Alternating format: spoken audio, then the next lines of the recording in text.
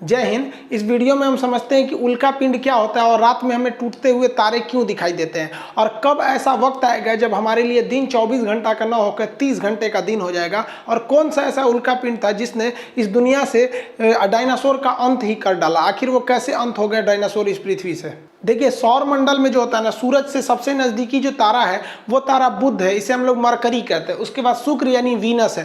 Third number पे हम आते हैं अर्थ यानी पृथ्वी। इसके बाद मंगल आता है।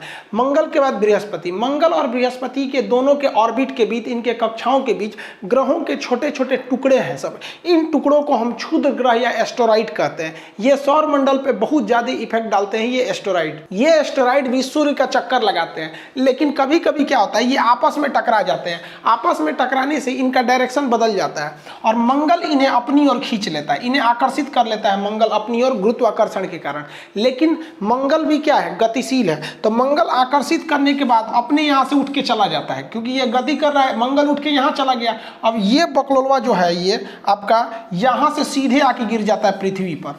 तो ये जो क्षुद्र ग्रह जो मंगल और बृहस्पति की कक्षा में था, आपस में टकराने और दिशा भटकने और साथ ही साथ मंगल के गुरुत्वाकर्षण द्वारा खींच लेने के कारण ये कहाँ चलाता है, इस डायरेक्शन में, और पृथ्वी इसे अपनी ओर खींच लेती है। तो इसे कहते हैं हम लोग उल्का पिंड। अगर ये पृथ्वी पे गिर गया ना तो किसी की जान ले लेगा, और ये हमेशा गिरते रहते हैं, पर डे ये गिरते रहते हैं पृथ्वी पर। पता चला हमारे ऊपर ही गिर गया तो मर ही जाएगा आदमी, उतना भयानक दूर से गिरता है। तो इसके लिए हमारी रक्षा करने के लिए हमारे चारों ओर है वायुमंडल, एटमॉस्फियर है हमारे ऊपर। 640 किलोमीटर मोटी हवाओं की परत है। ये हमारे लिए एक सुरक्षा कवच का काम करता है। ये अगर नहीं रहता तो हम सब मर जाते हैं। जब कभी भी क्षुद्र ग्रह वायुमंडल में प्रवेश करता है तो इस पर हवाओं का फ्रिक्शन इतना ज़्यादा लगता है, इतना ज़्यादा, आप ऐसे ही अंदाजा लगाइए ना। खूब स्पीड ट्रेन चल रही है, उसमें से सर बाहर निकलिए, कितना हवाओं का दबाव लगेगा खूब स्पीड में। इसीलिए तो एरोप्लेन की खिड़की खुलती नहीं है, तो कोनो बाहर मुड़ी निकालेगा, फेंका जाएगा, इतना तेज घर्षण लगती है। बुलेट ट्रेन में से आप बाहर नहीं झांक सकते, इतनी स्पीड रहती है। और इन लोग की तो स्पीड हजारों किलोमीटर रहती है, जिस वजह से ये घर्षण होने लगता है और इसका टेम्परेचर हो जाता है 1500 से लेके 3000 डिग्री सेल्सियस, जिस कारण ये जलने लगते हैं। और ये जलते हुए टुकड़े को हम कहते हैं उल्का। ये जल के ऊपर ही खत्म हो जाते हैं। लेकिन किसकी कुछ ऐसे उल्का होते हैं जिनका साइज बड़ा होता है और पूरी तरह जले बिना ही ये पृथ्वी पर आके धमाक से गिर जाते हैं, जिन्हें हम उल्का पिंड कहते हैं। ये जब पृथ्वी के वायुमंडल में एंट्री करते हैं तो पूरी तरह से जलने लगते हैं। ये जहां गिरते हैं वहां भीषण तबाही लेके चले आते हैं। तो ये बहुत ज़्यादा जरूरी है।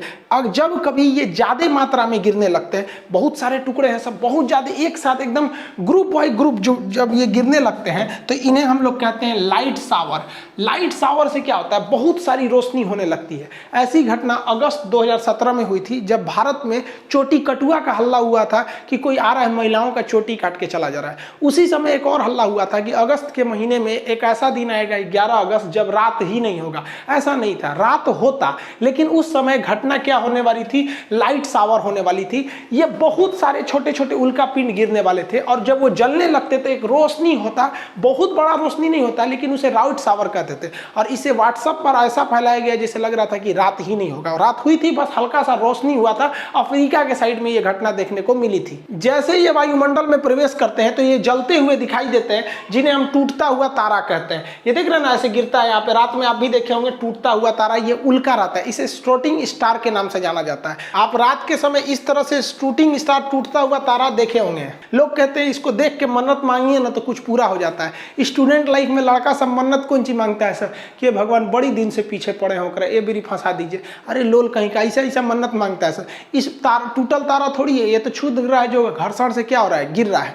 लेकिन जब कभी ये पूरी तरह जले बिना अब पूरी भड़ाक से पृथ्वी पे गिर जाता है तो उसे हम लोग कहते हैं उल्का पिंड। ये बिहार में मधेपुरा के पास गिरा था। ये देखिए, ये क्या है, उल्का पिंड है। इसे दे दिया गया था उल्का पिंड को। जब ये जल रहा है तो इसे कहते हैं उल्का। देखिए, जल रहा है तो इसे क्या कहेंगे, उल्का। और जल के जब ये पृथ्वी पर गिर जाता है तो उसे उल्का पिंड कहते हैं। यहाँ मेटर और यहाँ मेट्रॉइड के नाम से जाना जाता है। इसे बिहार के मुख्यमंत्री को भी सौंपा गया था, वो इसे म्यूजियम में रखवा दिए थे इस उल्का पिंड को।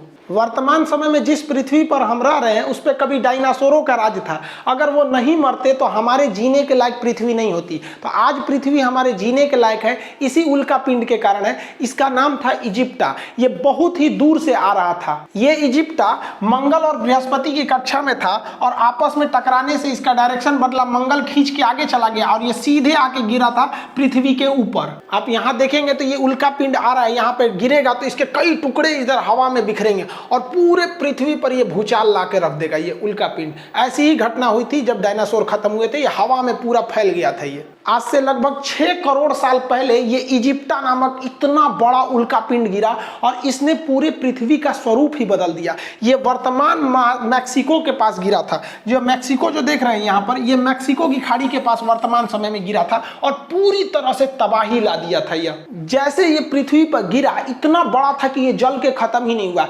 इसका लगभग 10 गुना, जितना दिख रहा है इससे 10 गुना बड़ा था, लेकिन कुछ भाग तो जल के खत्म हो गए थे। जैसे ये गिरा बहुत बड़ा धमाका हुआ।